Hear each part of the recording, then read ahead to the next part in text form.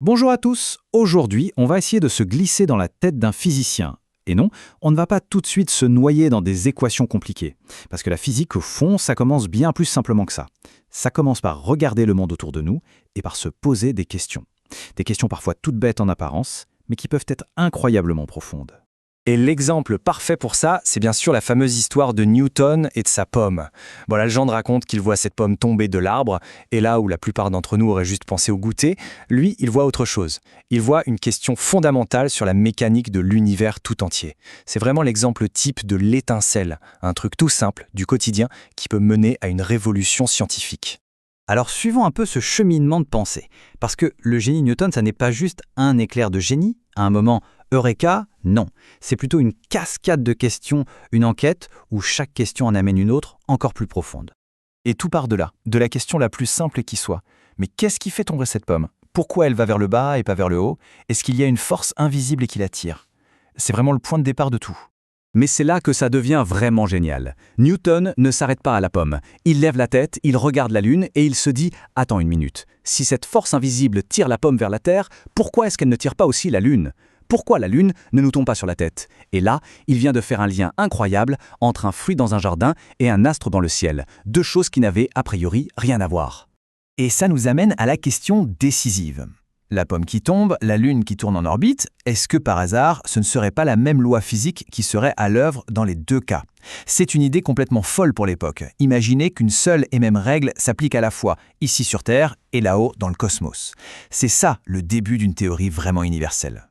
Bon, poser des questions aussi énormes, c'est bien, mais l'intuition, ça ne suffit pas en physique. Il faut des preuves, il faut pouvoir vérifier. Et pour ça, il faut des outils. Il a fallu inventer un langage commun, un langage qui ne laisse pas de place au doute, le langage de la mesure. On passe du pourquoi au comment on mesure ça concrètement. Et la brique de base de ce langage, c'est la longueur. C'est la chose la plus fondamentale pour décrire une distance, pour décrire l'espace. Et pour que tous les scientifiques du monde puissent se comprendre, on s'est mis d'accord sur une unité de référence, le mètre. Et ce qui est pratique avec le mètre, c'est tout ce système de multiples et de sous-multiples. Kilomètres, centimètres, millimètres, ça permet aux physiciens de parler avec la même base, qu'ils mesurent la taille d'une particule minuscule ou la distance jusqu'à une autre galaxie. C'est ça la force d'un système standardisé. Une fois qu'on a la longueur, on peut passer à l'étape suivante, logique, la surface. C'est l'espace en deux dimensions. Et son unité, eh bien, c'est tout simplement le mètre carré. Et pour les conversions, la logique reste la même. Sauf que comme on est en deux dimensions, on a deux chiffres par colonne dans le tableau. C'est tout simple. Et après la 2D, on arrive bien sûr à la 3D, notre monde à nous. C'est le volume, l'espace qu'occupe un objet. Et l'unité, sans surprise, c'est le mètre cube. Là encore, même principe pour le tableau de conversion, mais cette fois-ci, comme on est en puissance 3, on met 3 chiffres par colonne. La logique est imparable. Ah, et là, il y a une passerelle super pratique à connaître, surtout quand on parle de liquide.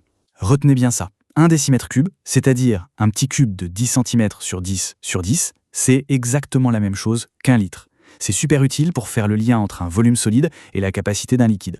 Alors maintenant qu'on a parlé d'espace, revenons à notre pomme. Pour comprendre sa chute, il nous manque un ingrédient clé, sa masse. La masse, en gros, c'est la quantité de trucs, de matière qu'il y a dans un objet. Et l'unité de référence pour ça, c'est le kilogramme. Et pour convertir les kilogrammes en grammes, en tonnes, etc., c'est un système qu'on connaît tous par cœur, ça fonctionne exactement comme pour les mètres. Ok, donc on sait mesurer l'espace et la matière. C'est bien, mais les objets, ils bougent. Alors maintenant, voyons comment on peut décrire ce mouvement, ce changement dans le temps. Et pour ça, il nous faut 2 autres outils dans notre boîte. D'abord, le temps, bien sûr, cette fameuse 4e dimension. Son unité de base, c'est la seconde. Et puis il y a les angles, qui sont hyper importants pour décrire comment un objet est orienté ou comment il tourne sur lui-même. On les mesure souvent en degrés. Par contre, le temps, il est un peu spécial. Il ne fonctionne pas en base 10, comme presque tout le reste.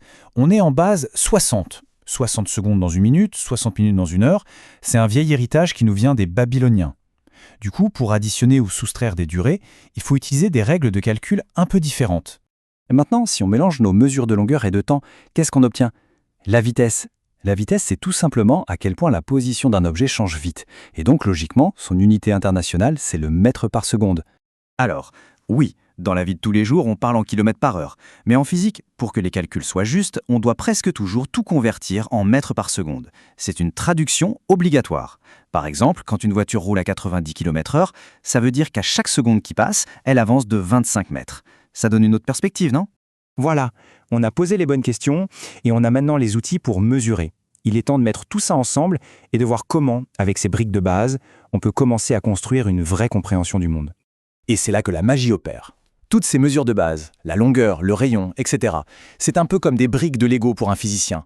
On les prend, on les assemble avec un peu de maths, et hop, on peut construire des formules qui nous permettent de calculer des choses beaucoup plus complexes, comme le volume d'une balle ou d'une boîte de conserve.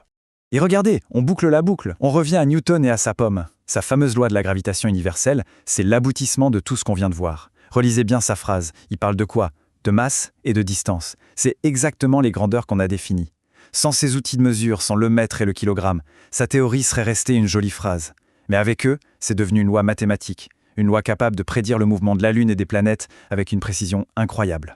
Et pour finir, je vous laisse avec une question, pour que vous aussi, vous puissiez penser comme un physicien. Regardez autour de vous. Un arc-en-ciel, les vagues sur la plage, le son d'une guitare.